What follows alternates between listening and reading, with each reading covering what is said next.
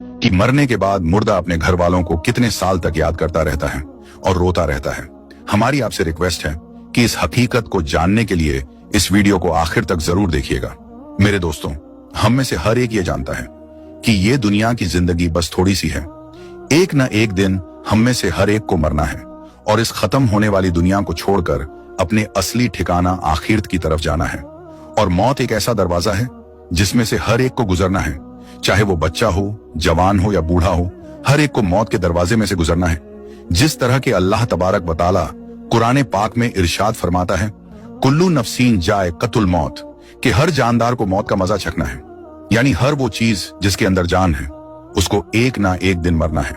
मेरे दोस्तों, दुनिया और आखिरत के बाद एक और दुनिया है जिसको हम आलम बरज़ख कहते हैं। मरने के बाद और कयामत से पहले तमाम जिन्हों इंसान की रूहों को अपने अमाल के हिसाब से इसमें रहना होता है, और रूह कहीं भी हो जिस्म के साथ उसका कनेक्शन रहता है। कब्र पर आने वालों को वो पहचानती है, और ये कहना कि फलां की रूह फलां के अंदर चली गई या इसने दोबारा जन्म लिया, ये अकीदा कुरानो सुन्नत के खिलाफ है। हदीस शरीफ में आता है कि जब मुसलमान मरता है तो उसके रास्ते खोल दिए जाते हैं कि जहां चाहे वो चला जाए। और हजरत सईद बिन मुसैयब रदियल्लाहु ताला अन्हो से मरवी है कि हजरत सलमान फारसी अब्दुल्ला बिन सलाम रदियल्लाहु ताला अन्हो जब हम आपस में मिले तो एक दूसरे से कहा कि अगर हम तीनों में से पहले कोई इंतकाल करता है तो बताना कि मौत के बाद उसके साथ क्या मामला हुआ। कहा क्या जिंदे और मुर्दा भी मिलते हैं? तो फरमाया हाँ, मुसलमान की रूह जन्नत में होती है और वो अपनी मर्जी से जहां चाहे जा सकती है। मेरे दोस्तों, अब सवाल ये है कि क्या मरने के बाद मुर्दे अपने घर वालों को याद करते हैं? जब किसी इंसान का इंतकाल होता है तो मरने वाले शख्स को यह मालूम होता है कि हम इस दुनिया से इंतकाल होकर आलम बरज़ख में आ गए हैं, और उसको ये सारी चीजें याद होती हैं कि हमारा घर है, मकान है, रिश्तेदार हैं, और हमारे बहन भाई भी हैं, और हमारी एक फैमिली है। और यहाँ तक कि जब इस मुर्दे की रूह निकल जाती है और उसको दफनाया जा रहा होता है तो फिर उस वक्त वो मुर्दा अपनी आंखों से सारी चीजें देख भी रहा होता है। यानी कि उसकी रूह तमाम चीजों को देख रही होती है, और उसको पता होता है कि अब हमें कफन पहनाया जा रहा है और अब हमारे जनाजे को उठाया जा रहा है। लिहाजा नेक बंदे के जनाजे को लोग उठाते हैं तो वो कहता है, ऐ लोगों, जल्दी मुझे लेकर कब्रिस्तान की तरफ चलो और बहुत जल्द मुझे मेरे असली ठिकाने यानी कब्र के अंदर पहुंचा दो। क्योंकि उसको मौत पर ही पता चल जाता है कि उसके साथ आगे क्या होने वाला है। यानी आगे आने वाली जो मंजिलें हैं वो अच्छे हैं या मुश्किल हैं, सख्त हैं या आसान, उसको पहले से पता चल जाता है। क्योंकि रूह निकलते वक्त की जो तकलीफ होती है उसी से मरने वाले को यह अंदाजा हो जाता है, और उसको यह मालूम हो जाता है कि उसका आगे क्या अंजाम होने वाला है। इसी वजह से जो मोमिन बंदा होता है वो कहता है, मुझे जल्दी लेकर चलो और मुझे कब्र के अंदर उतार दो और मेरे असली ठिकाने तक मुझे पहुंचा दो। क्योंकि हुजूर नबी करीम सल्लल्लाहु ताला अलैहि वसल्लम ने इरशाद फरमाया, दुनिया मोमिन के लिए कैद खाना है और काफिर के लिए जन्नत है। मेरे दोस्तों, जब गुनाहगार और बेनमाजी इंसान की मौत होती है तो वो चिल्ला चिल्ला कर ये कहने की कोशिश करता है कि ऐ लोगों, तुम मुझे कहां लेकर जा रहे हो? ऐ मेरे बच्चों, यानी कि वो अपनी फैमिली से कहता है कि मैंने अपने बच्चों के लिए बहुत ज्यादा कमाया, इनके लिए घर और मकान बनाया, और अब तुम हमें हमारे घर से निकालकर अंधेरी कोठरी यानी कब्र के अंदर क्यों डालने जा रहे हो? उसे बहुत घबराहट होती है तो वो कहने की कोशिश करता है कि ऐ लोगों, मुझे मत लेकर जाओ। बहरहाल मेरे दोस्तों, उसको जब कब्र के अंदर रख दिया जाता है तो उसको ये पता होता है कि अब हम कब्र के अंदर हैं और हमारी फैमिली और हमारे रिश्तेदार उस पिछली दुनिया में हैं जहां पर वो पहले रहता था। इसी वजह से रिवायत में आता है कि जब कोई इंसान अपने किसी मुर्दे की कब्र पर जाता है तो वो मुर्दा उस कब्र पर आने वाले को पहचानता भी है कि ये हमारा फलाना शख्स है। अगर बाप कब्र के अंदर है तो वो पहचान लेता है कि हमारी कब्र पर आया है, ये हमारा बेटा है, हमारा भाई है, हमारा रिश्तेदार है।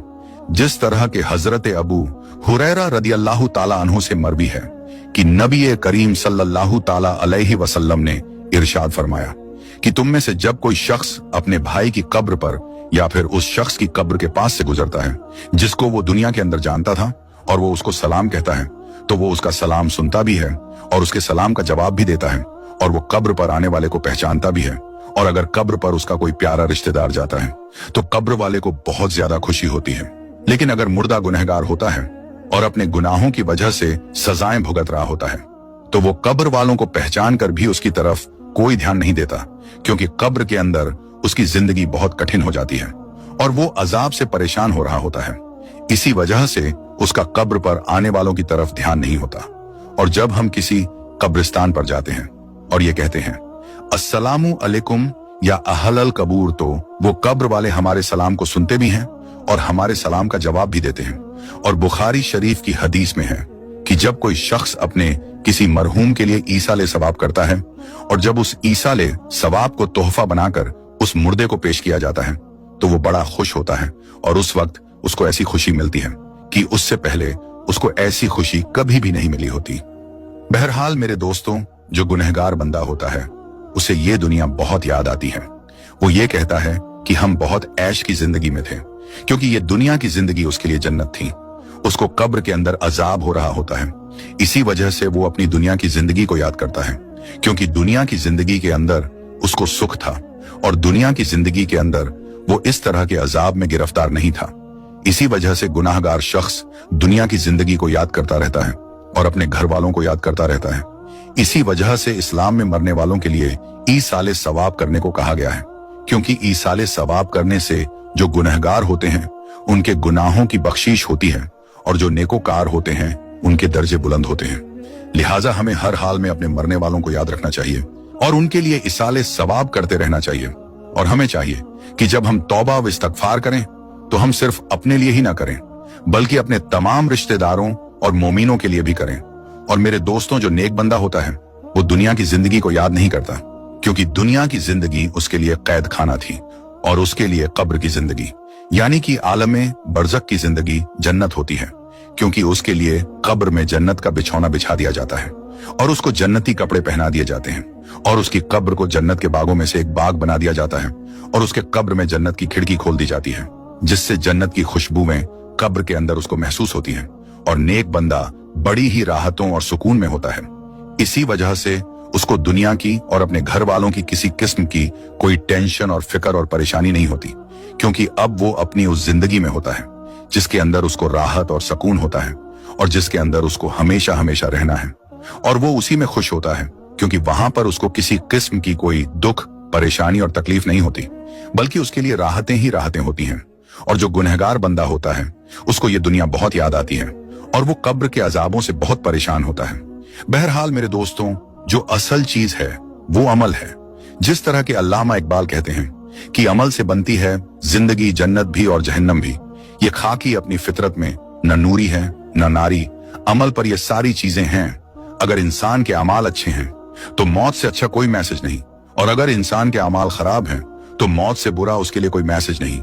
इसी वजह से अल्लाह तबारक व तआला कुरान पाक में यूं इरशाद फरमाता है, तर्जुमा तुम अपने रब से गिड़गिड़ाकर और आहिस्ता दोनों तरीकों से दुआ किया करो, बेशक वो हद से बढ़ने वालों को पसंद नहीं करता। और नमाज जनाजा के हवाले से हुजूर नबी करीम सल्लल्लाहु ताला अलैहि वसल्लम का इरशाद है, जो किसी मैयत की नमाज जनाजा 40 मोमिन पढ़े हैं तो अल्लाह तबारक व तआला उस मैयत के लिए उनकी दुआओं को जरूर कबूल फरमाता है।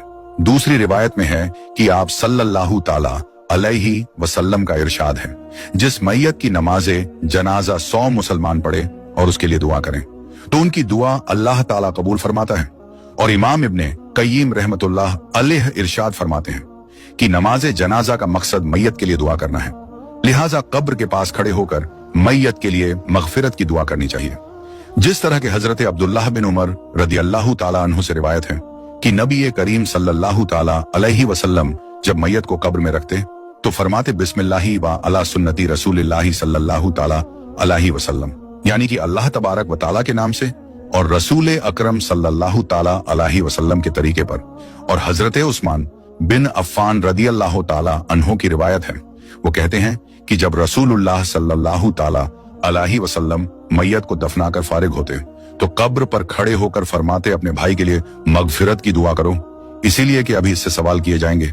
अल्लाह तबारक व तआला से दुआ है कि अल्लाह तबारक व तआला हमें नेक अमाल करने और गुनाहों से बचने की तौफीक अता फरमाए और अल्लाह तबारक व तआला